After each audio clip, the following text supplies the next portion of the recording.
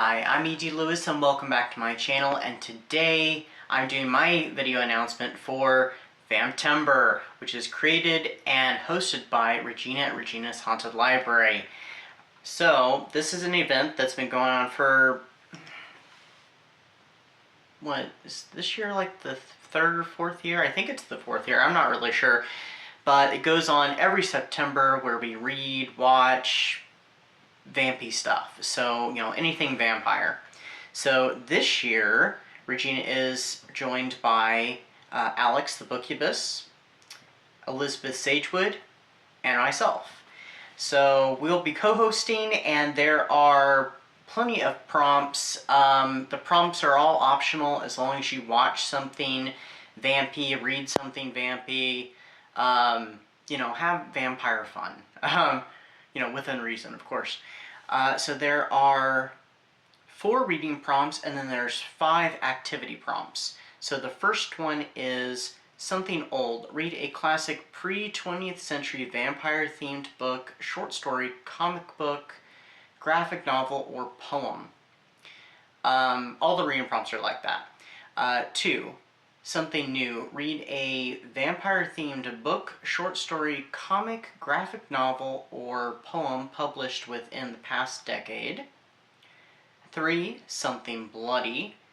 Read a vampire-themed extreme horror book, short story, comic, graphic novel, or poem. Now, this does not have to be splatterpunk, as Regina explains in her video. It just has to be horror and not, like, vampire romance. So, not the paranormal romance, the bloody vampire horror. So, 4, something just for you. Read or reread a favorite vampire-themed YA book, short story, comic, graphic novel, or poem. I think Regina also said you could do something nostalgic, so it doesn't necessarily have to be YA, but YA is good for nostalgia. So,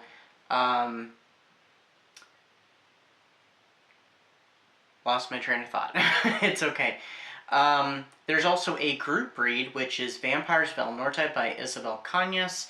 She also wrote The Hacienda, which I absolutely love, so I've been looking forward to reading this one for a while. I actually have it on audio, but I'm planning on going to the library and checking out the physical copy, and I'll read along with the audiobook. Then there's the optional fun stuff, which is 1. Dress up like a vampire and share images / videos on social media, which we did something, I think, just like that, or similar anyway, last year. 2 was create your own vampire theme artwork and or written work and share it on social media. I think we did something like that too. 3 is watch a vampy film or TV show and review it on social media. 4 is visit a vampy location, Gothic graveyard, Vampa Museum. Use your imagination, just don't break any laws and be safe. Yes, definitely. And 5, there is a group watch planned, and that is The Lost Boys. So, that classic 80s teen movie, which I think there's 3 of them. I've only seen the first 2. I hated the second one. I'm really hesitant to watch the third one. But I will definitely be rewatching the first one this year for the group watch, so I'm very excited for that. That's something new, to have these group reads and group watches. Alright, now I'm going to share with you my pile of possibilities. Now, of course, I don't have to stick with these, and, I can change them up. That's why I don't do a TBR, because I feel like it's too concrete, too set in stone. I like things to be flexible, especially being a mood reader. I do have something in mind for the pre-20th century one. I didn't want to reread, like, Dracula, which I don't really feel like I had time to do that anyway. There were options of Carmilla and the Vampire by John William Polidori, but I was hoping for something new, so I may have found something on Project Gutenberg, but I'm going to save that for now because I'm still a little on the fence with it. I also plan on, of course, doing the group read of Vampires of El Norte. That's actually, I'm going to count that as both the group read and also for my something new. And I have one other book that I don't physically have here, and that is on my e-reader, and that is Out for Blood by R. St. Clair. So Regina's novella, which I completely forgot I even had. I was not sure what to do for extreme vampire horror. So when that one was suggested, I was like, oh, great, I have that one. Because I kind of have to shop my shelves for the most part. Due to life right now, so. But anyway, I also have this one, which I recently did mention in my video on upcoming releases, but I haven't read this one yet, which Amy McCott does have a new book. Check that out in my video on upcoming spooky season releases, but it is a Dracula book called, I think, They Own the Night, and it sounds really cool, and it's coming out during Vamptember, but I'm probably going to read Mina and the Cult so I can finish the Mina trilogy. I love this trilogy. It's set in the 90s when I was a kid, and, well, early childhood anyway. So, yeah, I'm really eager to see how it all ends, and this finally gives me a chance to read it, so that's on there. This I had fairly early. This is one I was considering, and I have read this one before. This one could probably fit for the same prompts that, that the Mina book works for, and that is The Secret of Barnabas Collins by Marilyn Ross. I have not read this one in years. I was in high school and I last read this, so. But I also have the audiobook with Catherine Lee Scott reading it, so it'd be like a fun little read-along, because I have done that before. I think with the last one of these I did that with, and I had a lot of fun reading along with Catherine, and she does all the voices and stuff. It was awesome, so.